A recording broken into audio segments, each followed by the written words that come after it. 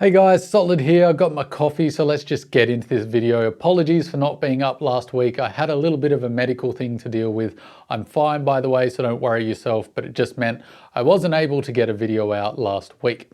So let's move forward. Today, I wanted to go in depth on the possibility of the KTM 490 Adventure. I've been thinking about this bike a lot, and it's clear that you have too from the amount of engagement and views that I've been getting when I've been following this bike since its inception. I'm going to be going over what should we be expecting. I also wanted to deep dive into which country this is going to be produced in. If you guys like my rants, you know what to expect. So let's just put on our ranty pants, roll that intro and get straight into it.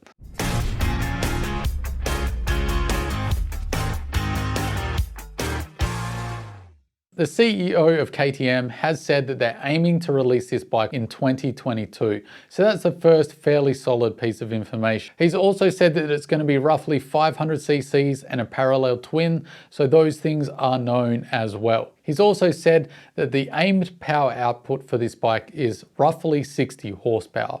Now, of course, all these details could change, as this is a CEO talking his book about the company he runs, and he's going to give us the best case scenario to make us as excited as possible.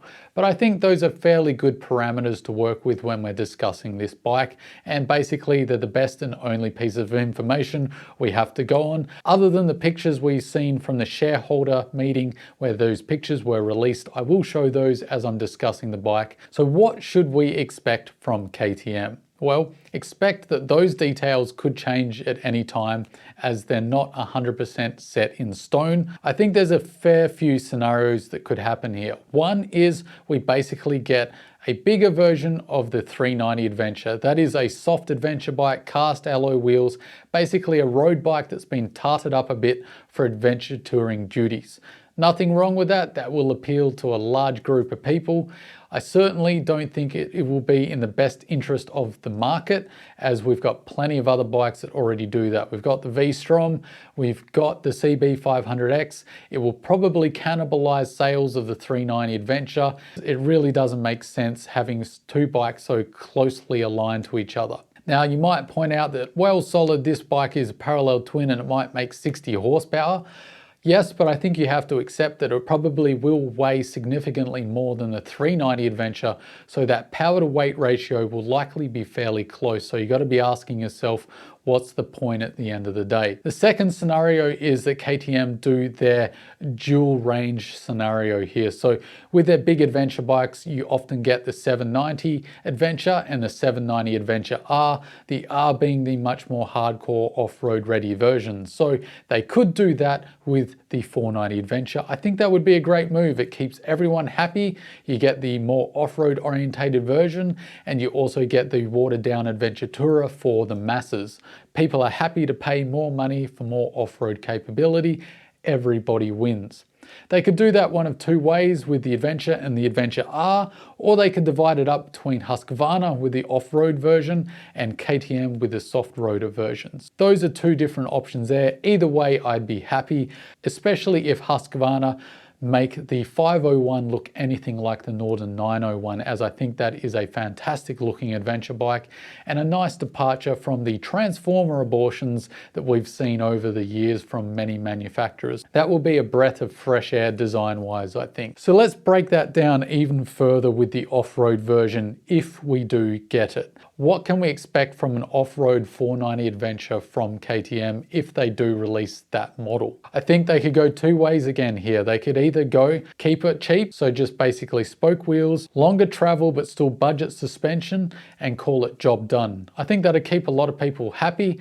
It is also not asking people to spend an awful lot of money on a small displacement motorcycle, and when it comes to road bikes, that is adventure bikes, people are a little gun shy to spend large amounts of money on a small displacement adventure bike when they're getting smaller cc motorcycles. The other way they could go is basically a smaller 790 Adventure R.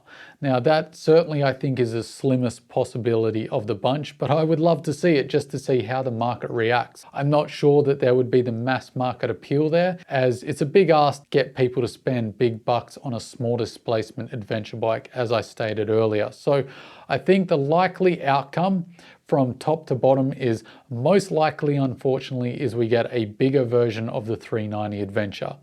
The second most likely outcome is we get a soft roader and we get a budget but slightly more off-road ready version as well. So they call it the R, but it only has spoke wheels and slightly better suspension than the road going version. I think that is the second most likely outcome. The one I would really be intrigued to see happen would be if KTM just threw the kitchen sink at this and that they made this a high quality, high performance 490 Adventure R, much like the KTM 790 Adventure R. But I think that's the least likely option. So that's how I think you should be thinking about this bike. The next big topic, which has really been getting some traffic lately, is where is this bike going to be produced? And I covered an article about a month ago that was looking into where this bike will be made, and the thought they had was basically that KTM have been building a new plant in India in conjunction with Bajaj to produce this parallel twin. Now they have a plant already in India where they make all the 390s and the smaller versions of the KTMs. All the value orientated KTMs basically come out of India. The problem is the current plant is at maximum capacity as far as I'm aware.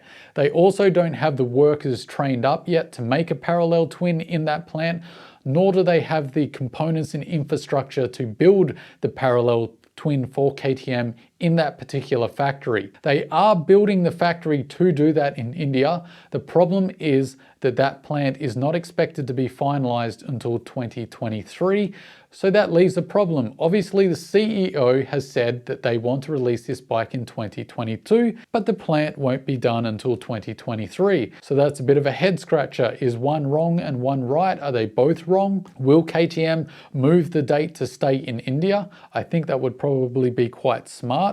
But, you know, I'm not running KTM. The other option, which these journalists were talking about, is that KTM moves production either permanently or temporarily for the parallel twin to China. Why would they do that? Well, they have an agreement that's been quite long standing now with CF Moto, where they use the CF Moto plant, and CF Moto has actually been producing parallel twins for KTM. Not only do they have the infrastructure, the experience, and the agreement already in China, but they can also still make those value-orientated motorcycles. So for KTM, it might be a way of avoiding having to push the production date back in order to wait for the plant in India to be made. That's the big concern here. People really don't want a bike made in China at the moment.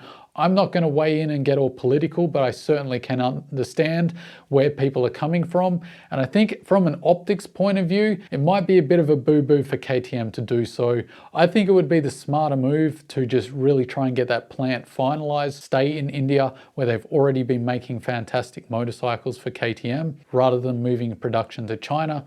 So that's about the end of my voice. It's about to go, so I'm going to wrap up this video. I'd love to know your guys' thoughts on the topic. Which country are you hoping this bike will be made in? I think that will be really topical. I also want to know what you want from KTM. Do you want that more off-road capable, hardcore, dirt-orientated adventure bike? Do you want something in the middle that just has spoke wheels, long travel suspension, but still value-orientated? Or do you want basically a bigger version of the 390 Adventure? Let me know in the comment section below. And if I haven't put you in a coma already from my long-winded rant, please hit the like button, share it around with your mates. And I'd like to thank all the recent new subscribers. The growth of this channel lately has just been absolutely staggering. So thank you all for your support. Don't forget to stay shiny side up, and I'll see you in the next video, guys. Catch you later.